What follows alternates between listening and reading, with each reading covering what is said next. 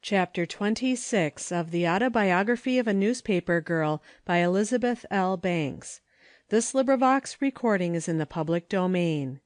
Chapter 26 on Interviewing and Some Interviews. It is one of my chief ambitions as a journalist to become a really excellent interviewer. That goal I have not yet reached, but it is one towards which I strive. Interviewing, or doing what in newspaper parlance is known as personal write-ups, is, it seems to me, the most pleasant, interesting, and edifying branch of journalistic work that can be taken up by a woman. It throws her into contact with the great, the extraordinary, and the interesting people of the world. I consider that, other things being equal, women make much better interviewers than men, for the reason that they are usually more tactful, and have, well, yes, I feel that candor compels me to admit it, a far greater amount of adroitness among their natural characteristics. They are also quicker and more apt at observing and taking account of the little things of life, and more capable of making much ado about nothing when they return to their offices after having been in conversation with a prominent personage. If a woman knows herself to have no tact, no adroitness, and has not the talent for turning small and apparently unimportant things into interesting copy, then she should never attempt the personal write-up department of journalism, for she cannot succeed in doing anything but boring her readers. In the days when I was a heroine, a young English woman journalist called to write me up after I had several times been interviewed by other papers. She found me sitting at my typewriter, but not writing, for there were 4 kittens, 3 weeks old, in my lap whose mother had forsaken them, and I was warming milk for them over a spirit stove, and feeding them with the milk, each in its turn, from an after-dinner coffee spoon. Judge stood beside me, eyeing the proceedings with great interest, and as each kitten was sufficiently fed, he would take it gently from my lap and carry it in his mouth across the room to the sofa, just as he had seen its mother do. "I can't rise and shake hands with you properly," I said, laughing, to the young woman as she entered, "because, you see, I'm a woman of family, and I've got domestic duties." The young woman journalist took out a notebook, and when she was seated, asked me where I was born, where I was educated, what I had done in American journalism, and what was my opinion of the woman's movement, all of which things had appeared in the papers dozens of times before. How dry, how altogether uninteresting, were the facts relating to my birth, my education, and even my opinion of the woman's movement, if I had any, which I hadn't, compared with my feeding of the motherless kittens from after-dinner coffee spoons, and Judge's carrying them about in mother-cat-like fashion. There was that young woman's story, but she failed to grasp it. Some time later, another Englishwoman journalist came to write me up. She had no notebook, and when I discovered that fact, I made up my mind that she was a good interviewer, for the best interviewers do not carry notebooks. They are the signs of an out-of-date, dry-as-dust journalism. Judge had met her at the door and conducted her to my sitting room. She patted him, inquired his name, and said it was so singular for a dog she could not possibly forget it. We talked on all sorts of subjects. I told her the story of how I had once demanded to be treated like a man on the Southern paper, and some of my experiences in Peru. We had tea together, just like 2 women friends, and when she was leaving, I said, "Of course, we've been talking informally, but I know you understand what I'd like to have go in print and what I wouldn't." "Oh, yes, it will be all right," she said, "but, if you wish, I could send you a proof of my article." "Never mind about the proof," I answered. "I believe you to be the model interviewer, and I leave myself in your hands." I could not have done better than to have left it all to her judgment, For such a bright, entertaining account of her visit to me did she write as to confirm my opinion that she was the model interviewer. She had the tact, the adroitness, the art of turning little incidents into entertaining copy, and, being a student of character and human nature, she had "sized me up" most wonderfully well. That was several years ago, and she is now one of the finest interviewers in England. Many are the newspapers and magazines I pick up to find in them her bright little personal sketches of people of the day, and I always know that she can turn even the most uninteresting interviewees into interesting copy. One of the greatest disappointments of my journalistic career has been that I was not able to interview Mr. Gladstone. It was my desire to write a character sketch of him for both an English and an American paper, and one day about 6 years ago I went to Hawarden Castle for that purpose. I carried with me a letter I had previously written, telling him that I was an American, that I desired not to interview him on any particular subject, but only to see him, that I might put my visit to him in my journalistic book of remembrance. At Hawarden Castle I sat on a chair in the hall. It was quite near another chair, which, I fancied, had served as tea-table for little Dorothy Drew, for on it was an apple core and a bit of a broken dolly. The servant carried my letter to Mr. Gladstone while I waited in the hall, and he returned presently saying that he had delivered it and that his master would send his reply in a minute or two. My heart beat high with anticipation, for I believed that the grand old man would see me. He could not, I thought, turn away an American woman who had gone so very far to see him. I had waited perhaps 10 minutes, when a carriage drove up to the castle, and there alighted from it a woman, whom, from the portraits I had seen of her, I recognized as Mrs. Gladstone. She had with her a little girl, doubtless Dorothy Drew. When she got into the hall she looked at me in amazement, then came towards me, very near, and observed me again, but she said not a word. She went a few steps and called to a servant. I thought I heard her ask, "Who is that young person?" He made some explanations which I knew referred to me and my motive for calling upon Mr. Gladstone, and she hurriedly went up the stairs. In 2 minutes there came to me the message by the servant, "Mr. Gladstone's compliments, miss, and he regrets he cannot see you." "Was Mrs. Gladstone the lady who passed me just now?" I asked. "Yes, miss," he answered. Had she prevented it? I do not know. I was, I believe, the first woman journalist who interviewed that wily old celestial, Li Hung Chang, and the first woman to whom he talked after he arrived in England. I had heard he was an early riser, so I got up very early one morning to call on him before I had my breakfast. When I asked for him at Lord Lonsdale's residence, they told me I had got there too late, that His Excellency was about to go driving.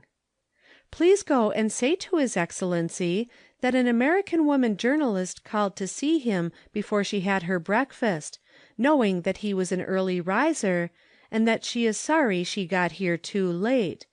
Tell him that the Americans are also early risers, and that the American woman will call on him tomorrow morning at 7 o'clock, and if that is too late she will call the next day at 6, and if that's still too late she will come the next morning at 5, but that she must see him."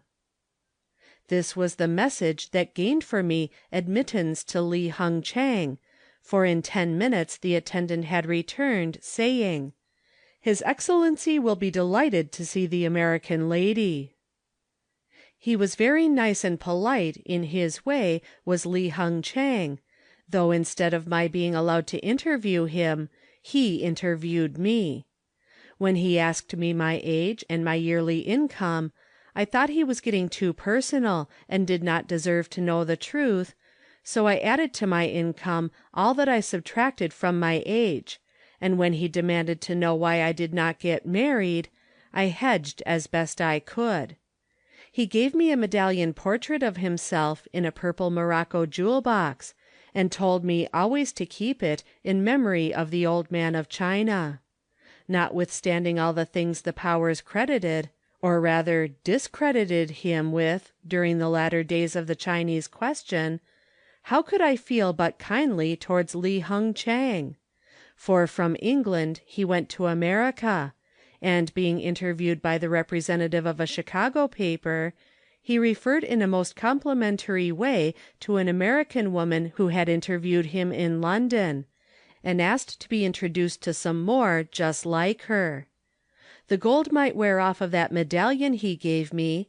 Indeed, when I look at it these days, I have sometimes thought it was not quite so shiny as it was the day he gave it. And no matter what happened in China, I have always felt down in my heart a sneaking liking for the wily old man. When I was employed on a New York paper, I went to Lewiston, Maine, to see Mr. Dingley, and tell him what, as an American woman, I thought about his outrageous tariff bill and $100 clause. I took along with me a lot of ribbons and laces that I had bought in London, and some that I had bought in New York, in order to give him an object lesson in the difference of prices in the two countries. I called his attention to the hat I had bought for $1 in London, and explained that in New York it would have cost $20. I told him how he was the cause of turning honest American women into smugglers. Mr. Dingley was about the most unreasonable and unconvincible man I ever interviewed. I did my best to get him to change his mind on the tariff question, and especially to have repealed the obnoxious $100 clause, but he was smiling adamant. However, I remember him as the most kind, pleasant, and helpful, so far as giving me copy was concerned, and none laughed more heartily than did he when my terrible arraignment of him as the enemy of American womankind appeared in the paper. When he died, 4 years ago, the little in memoriam I wrote came from my heart. A kind, good man, and the typical American gentleman, was Mr. Dingley of Dingley Tariff fame. I have also the most pleasant recollection of an interview with the late Henry George. "What will you say about me?" he asked laughingly, after we had had a chat during the days when he was running for mayor of New York. "I will say, Mr. George," I replied, "that I have interviewed an honest man, and that man was Henry George." "Ah, thank you. Success to you, my friend," he said as he shook hands. It was but a few days afterward that I was sent to get some of the details of his sudden death, which came just at the end of that hard-fought municipal campaign, and I was very glad I had met him and had been able to write my story of the honest man.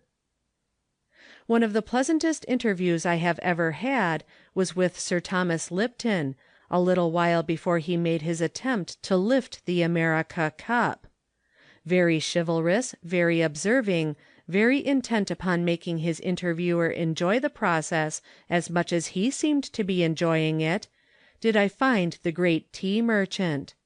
I went to his place at New Southgate, was met at the station by his carriage, and as I entered his door he shook hands and said, "Let me thank you for the compliment."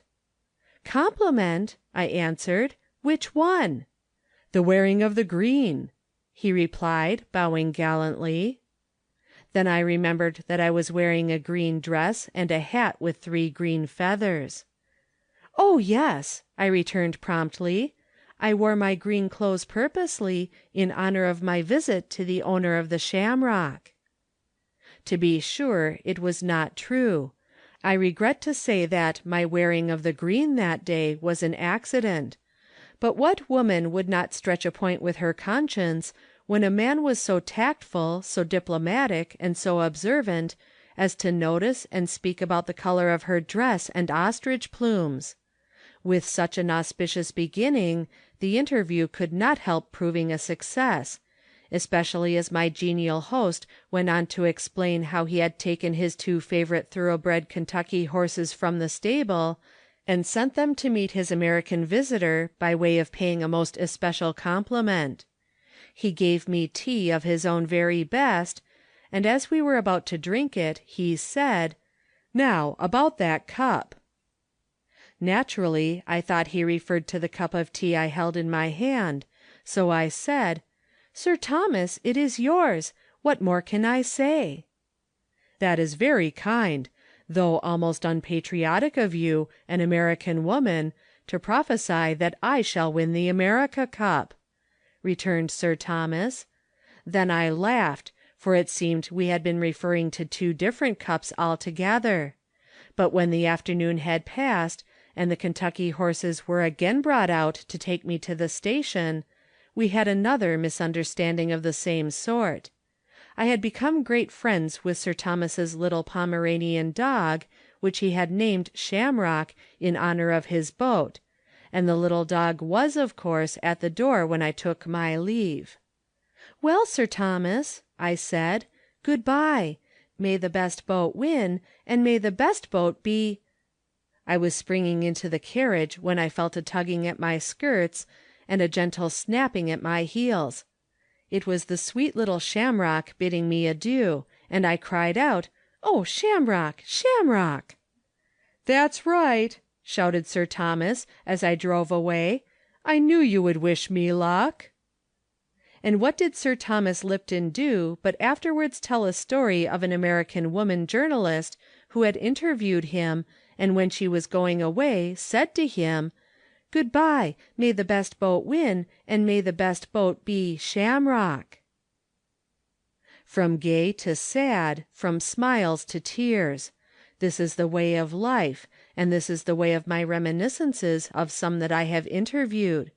For only recently there came to me news of the death of the first person I interviewed after I came to London 9 years ago.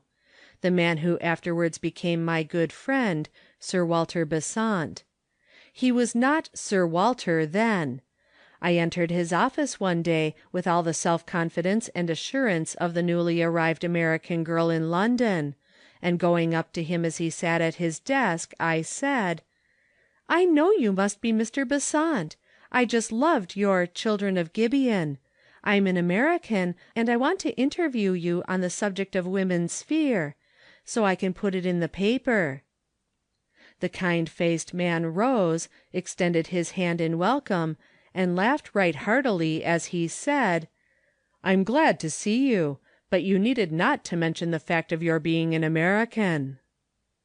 Then I interviewed him and got his opinion of "women's sphere," and was surprised to find him so very old-fashioned in his views of it.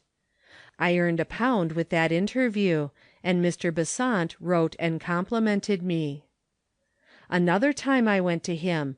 It was while my serial, describing my experience as a housemaid, was appearing in one of the London papers. He had written telling me how glad he was that I had started out in that work. Most of the cities were treating me very kindly indeed, but that day I had seen a notice which I thought was unjust, not to say cruel. I carried it with me to Mr. Besant, and as I talked to him of the troubles of my career as a housemaid, I grew very tearful. "Never mind, never mind," said he. "Why, you have started out on a great work. It will do you good, and all the working girls of London. You are going to do in real life what my heroines do in fiction. I shall take the greatest interest in watching what you do in London, for now you are one of my heroines."